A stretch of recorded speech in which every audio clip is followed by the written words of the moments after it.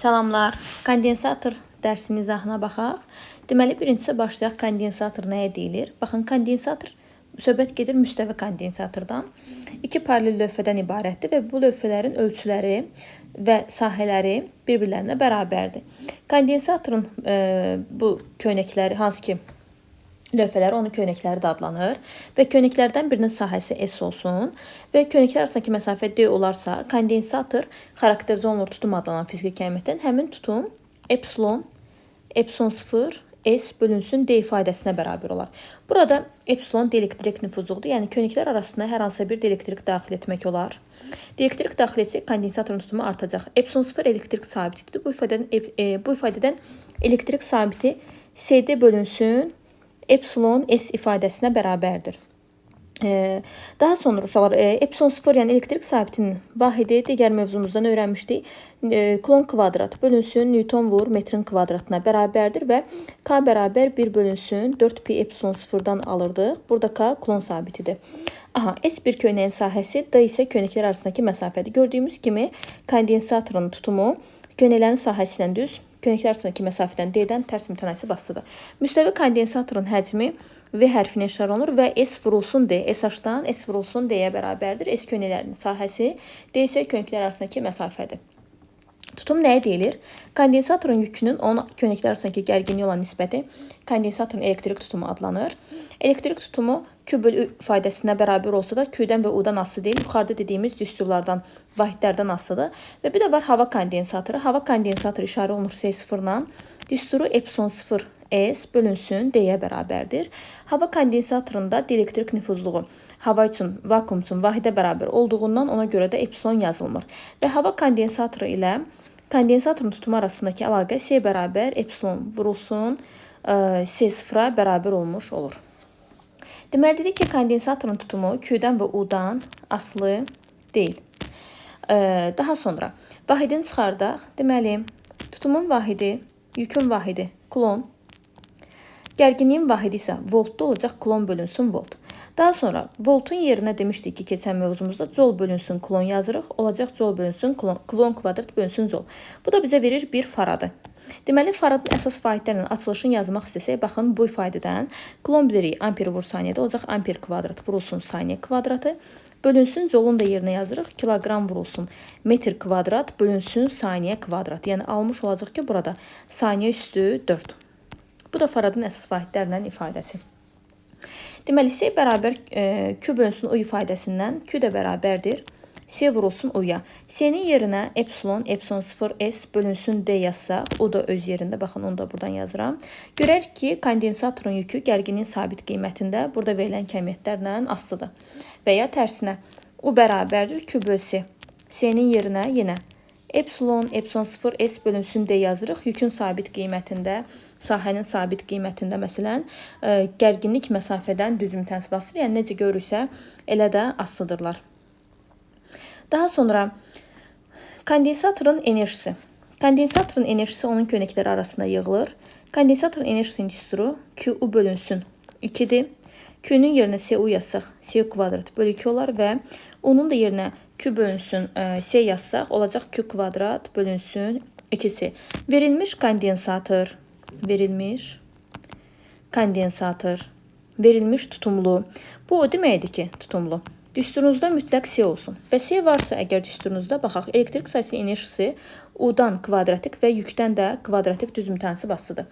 Və ya əksinə, yükün sabit qiymətində elektrik sayısının enerjisi tutumdan tərs, yükün gərginliyin sabit qiymətində isə elektrik sayısının enerjisi tutumdan düz mütənasib asılıdır. Elektrik sayısının enerji sıxlığı WY və ya WP ilə görəcəksiniz. Bu omega Y və ya omega P hərfinə işarə olunur və enerji sıxlığı vahid həcmə düşən enerjinin miqdarına bərabərdir. Elektrik sayısının enerjisinin sıxlığı elektrik sayısının enerjisinin həcmi olan nisbətidir. Deməli, buradan düsturlarımızı yazsaq, məsələn, yazıram S-U kvadrat bölü 2. Bunu nəyin yerinə yazdım? Elektrik sayısının enerjisinin yerinə. Həcmin də yerinə bayaqlar dedik, S vur D yazırıq. Buradan tutumu açsaq, tutumun düsturu epsilon 0 S bölünsün D-dir. U kvadrat öz yerində, aşağıda da 2 vur S vurulsun D. S-lər ixtisar getsin, alarıq ki, elektrik sayısının enerji sıxlığı olacaq epsilon 0 U kvadrat bölünsün 2 U kvadrat deməli. U kvadrat bölünsün 2D kvadratına. Biz bilirdik ki Y bərabərdir U böl D-dir. Y nədir? Elektrik sahəsi intensivliyi.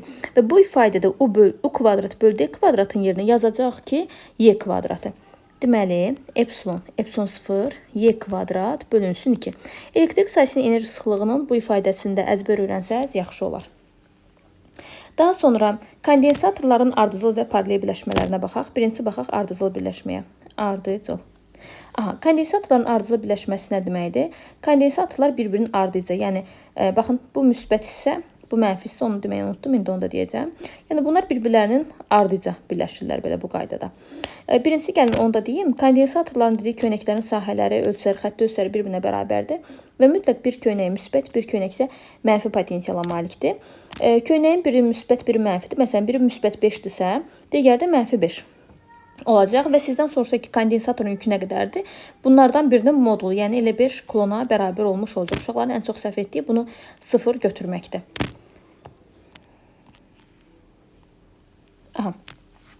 Deməli, tutaq ki, bu kondensatorun tutumu S1, bununki S2, bununki də S3 olsun.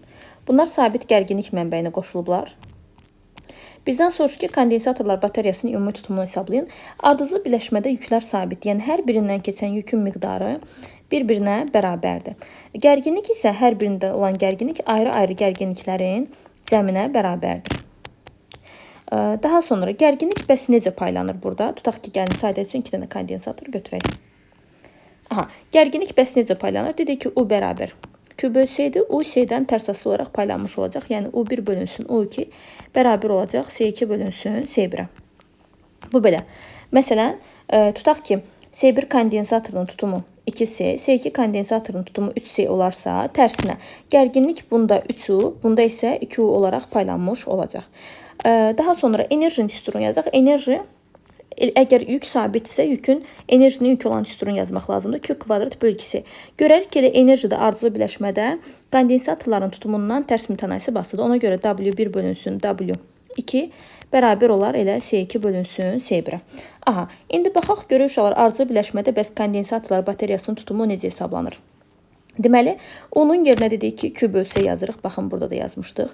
Və ya bir dənə Q bərabər S onu əzbərləsəz çıxartmaq olar. Deməli, onun yerinə, baxın, bu ümumi gərginlikdir. Məsələn, burası isə M və N nöqtələri qoyacaq. Bax, bura M, gəlin, yazaq. M və N nöqtələri qoyub. Deyir ki, M və N nöqtə arasındakı potensial fərqi hesablayın və ya gərginliyi hesablayın. Ümumi gərginliyi demək istəyir. Deməli, U ümuminin yerinə S ardıcıl birləşmə olduğuna görə S ardıcıl yazıram. S ardıcıl vurulsun. Özür istəyirəm, Q böl S yazmalıyıq. Deməli, Q ümumi bölünsün S ardıcıl. Bərabərdir. U1-in yerinə Q1 bölünsün S1. U2-nin də yerinə Q2 bölünsün S2 yazırıq. Və dediyimiz kimi yüklər bərabərdir. Yəni, yükləri toplayıb çıxmırsınız. Məsələn, birində 5 klon yük varsa, digərində də 5 klon yük var və ümumi yük də 5 klondur. Amma gərginliklər isə cəmlənir. Deməli, buradan belə bir nəticə alırıq. Yuxarılarda hər birində 1 qaldı. Onda ardıcıl birləşmək üçün tutumun tüstürü belə olacaq. 1 bölünsün S ardıcıl bərabərdir 1 bölünsün S1 üstə gəl 1 böl S2 və bu belə də davam edir. Baxın, bu belə də davam olur. 1 bölünsün S-in. Əgər 2 dənə kondensator varsa, onda ümumi tutum S ardıcıl bərabərdir. S1, S2 bölünsün S1 üstə gəl S2 olmuş olacaq. Əgər n sayda eyni tutumlu kondensator olarsa, yəni kondensatorun tutumunun hər biri bir-birinə bərabərdir. Əsinə. Onda kondensatorun tutumu ardıcıl birləşmədən gedir söhbət. Ardıcıl birləşmədə kondensatorların tutumu olacaq S bölünsün n. Uşaqlar çox vaxt götürür bu S. Məsələn, 2 dənə verib, tutaq ki, 30-30. Tutaq ki, hər bir 30 mikrofarad. Uşaqlar götürür 30 üstə gəl 30 böl 2 dənə deyək ki, böl. Elə şey yoxdur uşaqlar. Birini götürüb saya bölürsünüz. 30 bölünsün 2 olacaq 15. Və ya S-dirsə, görürük də eynidir. Tutum nə qədər olacaq? S bölünsün 2. Bu da belə. Sonra gəlir paralel birləşmə. Paralel birləşmədə kondensatorların tutumu, yəni dövrü ümumiyyətlə budaqlanır. Baxın, dövrə budaqlanır. Dövrə budaqlananda nə deməkdir? Baxın, dövrənin bu qolu buradan cəryan həm yuxarı hissədən, həm də aşağı hissədən baxın, gedə bilir. Yəni, 2 yolumuz var. Amma ardıcıl birləşməsi yalnız bir yol olurdu.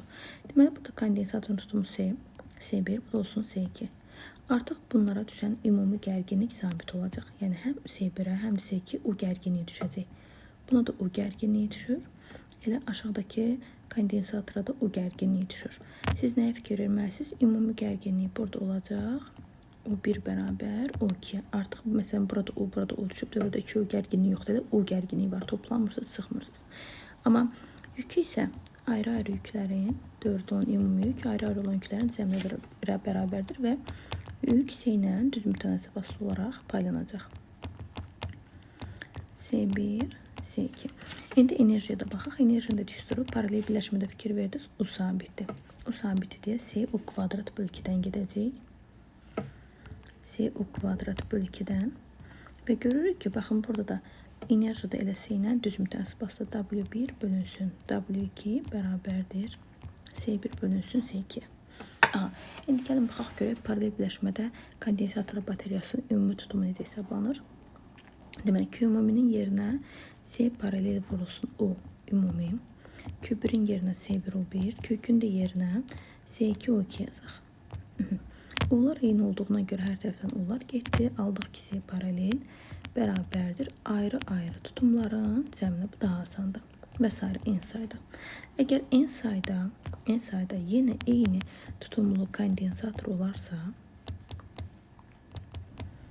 onda kondensator bateriyasının ümumi tutumu S vurulsun n-ə bərabər olacaq. S vurun. Uşaqlar, bir də sizə nə verir? Deməli, sizə bir də verə bilər ki, sizə verəcək ki, paralel birləşmədə n sayda, məsələn, n sayda 5 dənə, 3 dənə fərq yoxdur. N sayda paralel birləşmədə eyni tutumlu kondensator var. S-lər eynidir. Məsələn, bu 64 mikrofarad olub. Paralel birləşmədə olub 64. Sonra deyir, həmin kondensatorları yenidən ardıcıl birləşdirdikdə tutaq ki, olub 4 mikrofarad. Sizə deyir, sayı tap. Qiymət verməyib. Sadəcə n say eyni tutumlu verib. Sizə deyir, n tap və ya s tap. Deməli, neynəməz? Birinci düsturu yazırsınız. Paralel birləşmədə kondensator bateriyasının tutumu S-in, ardıcıl birləşmədə isə S bölündür. Özünüz riyaziyyatdan fikirləşirsiniz ki, bu 64-dür, bu da 4-dür. Özünüz fikirləşirsiniz ki, bunu sistem təyin edib. Mən buradan tərəf-tərəfə vurum, yoxsa bölüm. Tərəf-tərəfə vursanız, n-lər gedir. Nə qalır? Yalnız S kvadratı qalır. Deməli, sizə belə bir məsələ verib. Əgər sizdən S-ni soruşursa, S bərabər olacaq. Kök altında S paraleli vur. S ardıcıla. Amma sayı soruşursa, siz bunları tərəf-tərəfə bölsə S-lər gedəcək, n qalacaq. Deməli, sayı soruşursa, n bərabər olacaq. S paralel bölünsün S ardıcıla. Amma siz əsas düsturları yazsaq, sonsuz da özünüz nəticəni çıxardarsınız. Yəni, düsturu əzbərləməsəz də olar. Sonra gəlir uşaqlar qoşulmuş və ayrılmış. Qoşulmuş, ayrılmış. Qoşulmuşdur uşaqlar. Qoşulmuş nədir? Kondensator dövrəyə qoşulub. Qoşulubsa əgər dövrəyə, orada U sabitdir. Amma ayrılmışda isə dövrədə Q sabitdir. Yəni dövrəyə qoşub, sonra dövrədən ayırıb, artıq o yüklənib, ayırandan sonra yük sabit qalır. Aha. İkinci, qoşulmuşda yük sabit deyil. S-u faydasına görə S-nin də yerinə epsilon 0s böl D qoyub U ilə hesablayırsınız. İkincidə ayrılmışda isə U bərabər, baxın bu ifadədən Q bölünsün S-dir. Q bölü S-dir. S-nin də yerinə yenə epsilon 0s böl D qoyursunuz. Deməli, qoşulmuş ayrılmışda məqsəd nədir? Nə sabitdir onu bilmək. Məsələn, qoşulmuşda U sabitdir. Bütün yazacağınız üslərdə U olmalıdır. Ayrılmışda Q sabitdir. Bütün yazacağınız üslərdə Q olmalıdır. Və digər məqsəd isə S-ni açmaqdır. S-nin yerinə epsilon 0s böl D yazmaqdır. Və necə görsün, məsələn, baxın Q burada S-dən düz, D-dən tərs, epsilondan düz mütənasibası. Təbii ki, digərlərini sabit verib, yalnız birini dəyişir. Üçüncü, gəlir elektrik sayısı intensivliyi. U böl D. Baxın, burada U olmalıdır, elə saxladıq. İndi buradan da yazaq. Y bərabər U böl D. Ayrılmışdasa düsturda Q olmalıdır. Ona görə onun da yerinə Q böl S yazırsınız. Burada D var idi. D-ni yazdıq yerinə. S-nin yerinə epsilon 0s bölünsün D, vurulsun D yazırsınız. D-lər buradan ixtisar getdi. Deməli, nə nəticə alırıq? Burada düstur belə də qaldı. Yəni, bura S-ni gətirib, S-ni aça bilmirsiniz. Epsilon 0s böl D yaza bilmirsiniz. Ona görə də burada U sabit idi. Y də D-dən tərs mütənasib asıdır. Amma burada sahədən asılıq yoxdur, çünki düsturda yoxdur. İndi ayrılmışa baxaq. Ayrılmışda D-lər ixtisar getdi. Deməli, ayrılmışda intensivi D-dən asılı deyil. D-dən asılı deyil, amma sahədənsə tərs mütənasib asılı olmuş olacaq. Yəni, bu fərqləri bilmək lazımdır. Fərqi bilmək üçün də əzbərləmək lazım deyil. Düsturu yazıb, qaydanı tətbiq etmək lazımdır. Sonra gəlir uşaqlar enerji. Enerji U sabitsə Z kvadrat bölü 2. S-nin yerinə epsilon 0S böldü. O kvadrat öz yerində, 2 öz yerində. Necə görürsək də asılıdır. Dördüncüdə ayrılmışda isə olacaq Q kvadrat bölünsün 2'si. Deməli, Q kvadrat bölünsün 2 epsilon 0S böldü D qalxdı yuxarı. Sonra gəlir enerji sıxlığı. Enerji sıxlığı vahid həcmə düşən enerji idi. Yəni, verilən enerjini həcmə bölmək lazımdır və enerjinin də yerinə burada qoşulmuşdursa Z kvadrat bölü 2 yazırıq. Həcmin isə yerinə, baxın uşaqlar, həcmin yerinə S0 olsun D demişdik. İndi tutumu açaq. Epsilon 0S bölünsün D. Bunu yazdıq tutumun yerinə. Nə qaldı? U kvadrat, bir də qaldı 2D. 2S-dir, üzr istəyirəm. 2S-dir. Buradan S-lər getdi. Deməli, S-dən asılı deyil. D-dənsə tərs kvadratik asılı olmuşuq və digərlərindən də necə görürsünüz, elə asılı.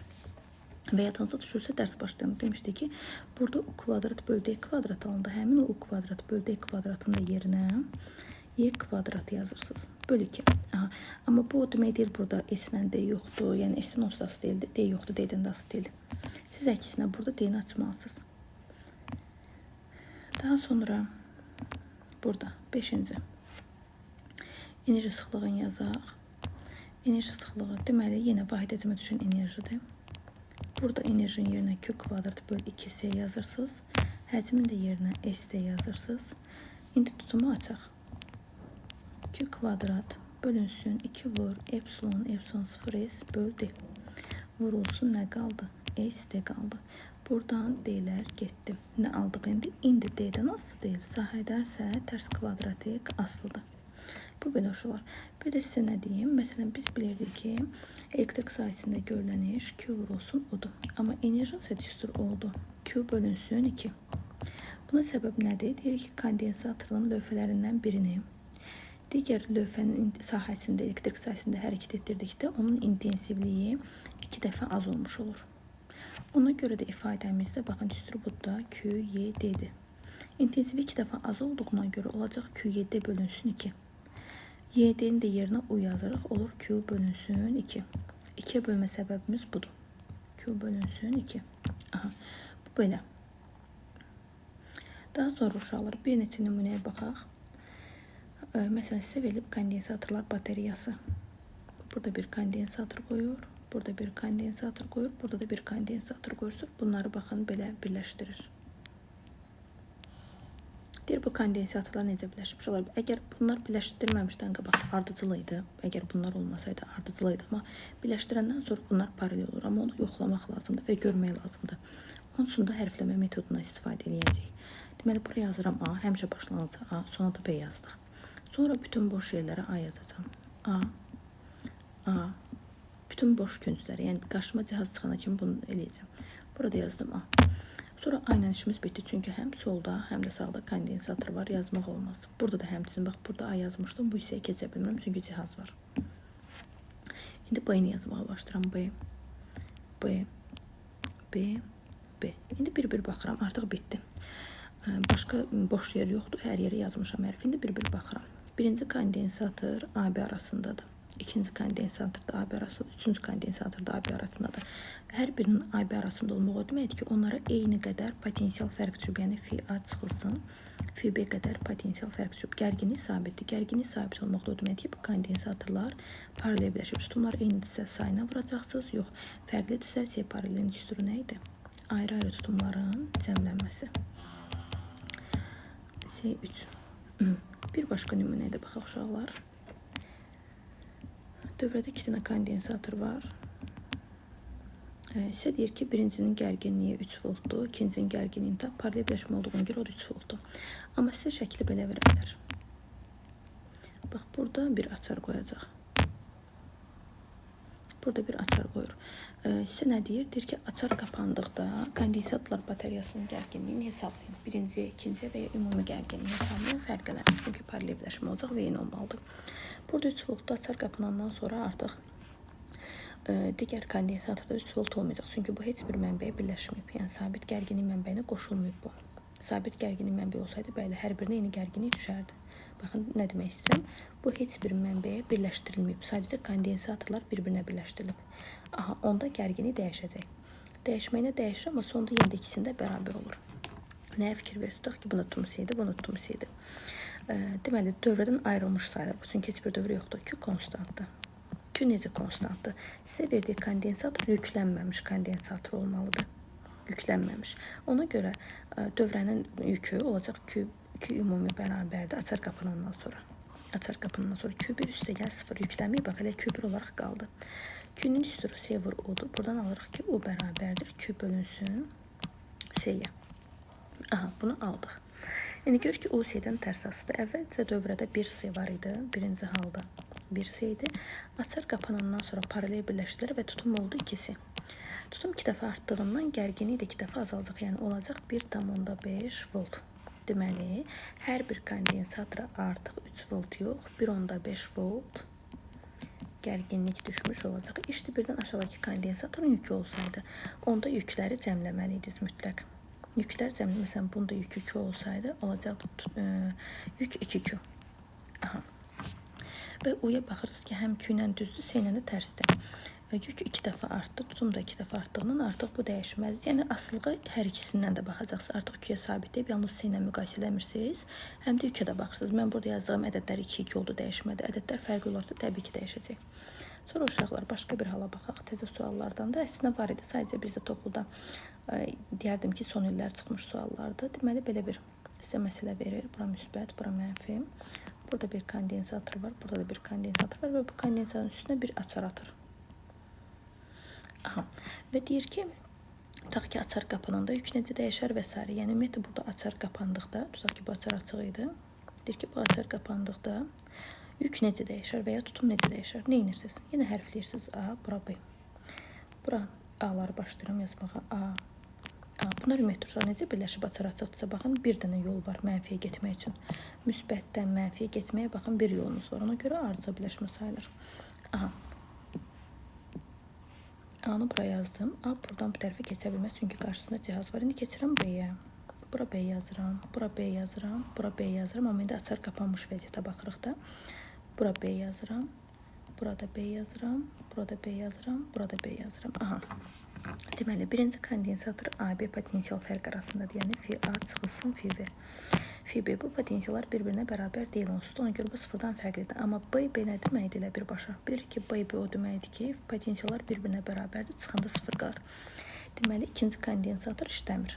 Cəryan açardan keçib gedir. Deməli, hər hansısa bir cihaz verib sizə və üzərinə belə bir paralel açar atıbsa, həmin cihaz işləməz. Amma mütləq boş naqil olmalıdır. Aha, bu belə uşaqlar. Mütləq hərflənmə metodunu istifadə edə qaydaları yadda da saxlaya bilərsiniz, amma metodu bilmək daha yaxşıdır ki, artıq əmin olacaqsınız ki, yazdığınız məsələ doğrudur, yoxsa səhvdir. Daha sonra uşaqlar sizə verdiyim məsələ üsullarından. Deməli, baxın, 2 kondensator verir. Bunlara voltmetri qoşur. Voltmetr növbəti dərsin mövzusudur, amma bilməliyik gərginliyi ölçür. Deməli, buradan da bir voltmetr birləşdirir. Sizə nə deyir? Sizə deyir ki, birinci kondensatorun köynəkləri arasında dielektrik daxil etsək, burada verilən cihazların V1 voltmetri, V2 voltmetri, V və S1, S2 necə dəyişir? Birinci S1-ə baxaq. S1 epsilon 0 S böldə idi. Dielektrik daxil etdiyinə görə S1 də elə artacaq. Dielektrik daxil etmək, buradakı qiyməti böyütmək deməkdir. S1 artdı. Və demişdik, dielektrik nüfuzluğu vakuumda 1-ə bərabərdir, digər mühitlərdə isə get-gedə artır. Amma S2 kondensatorun heç etmədiyinə görə S2 kondensator dəyişməz. Çünki kondensator yalnız özünün epsilon 0 S böldə S-dən asılı, yəni başqa heç bir şeydən asılı deyil. Aha. S1 artdı. Və burada ardıcıl birləşmədə, ardıcıl birləşmədə Q-lər eynidir. Q1 bərabər Q2, ona görə də Q bərabər S-U-dan U bərabərdir Q böl S-yə. Deməli, S1 artdığından U1 də nə edəcək? Azalacaq. U1 azaldı. İndi U2-yə baxaq görək nə oldu. Sabit gərginlik mənbəyi olduğundan bu voltmetrin göstərişi ayrı-ayrı voltmetrlərin cəminə bərabərdir və bu sabitdir bu cəm. V1 azaldığından V2 də artmalıdır ki, bu cəmin sabitliyi qorunsun. Ona görə V voltmetrin göstərişi dəyişməz. V2-dəki artacaq, C2 dəyişmədi, C1 artdı, V1 azaldı. Bu belə uşaqlar. Daha sonra sizdən gərginlikləri, yükləri müqayisə eləməyinizi istəyir. Tutaq ki, bura bir kondensator qoyulub, burada bir kondensator qoyulub və burada bir kondensator qoyulub. Bu olsun C1, bu olsun C2, bu da olsun C3. Sizə deyir ki, C1 böyükdür, C2-dən, o da böyükdür, C3-dən. Yükləri müqayisə elə, gərginlikləri müqayisə elə. Gəlin baxın, birinci yükə. Bütün yük həmişə baxın bu cihazdan gəldi. Bütün yük bu cihazda toplandı. Sonra bura gələndə yük bölünür. Deməli, Q1 ən böyük olacaq, ən böyükdür. Sonra Q-nü C ilə düz aslı müqayisə eləmək lazım. Çünki düzdür, C udur. Ona görə də düzdürümüz, baxın buradan yazım, gözümüzün qarşısında olsun, C udur. Düz aslı müqayisə edildiyimizi görə elə olacaq Q2 böyükdür Q3-dən. Bu belə uşaqlar. Daha sonra sizə burada C1-i kiçik də versə belə, C1 kiçikdir, belə dəyişək, C2, C3. Bütün yük yenə də Q1-də toplanacaqdır. Ona görə Q1 ən böyük olacaqdır. Sonra Q3 gələcəkdir, sonra da Q2. İndi uşaqlar, Q1 böyükdür. İndi onları müqayisə edək. Onlar isə paralel birləşmədə bir-birinə bərabərdir. Ona görə də tez yazırıq ki, U2 bərabərdir U3-ə. İndi isə uşaqlar C1 ilə U1 ilə müqayisə eləmək lazımdır. Onun da düsturu Q bölünsün C-dir. Yəni C ilə tərs mütənasib asılıdır.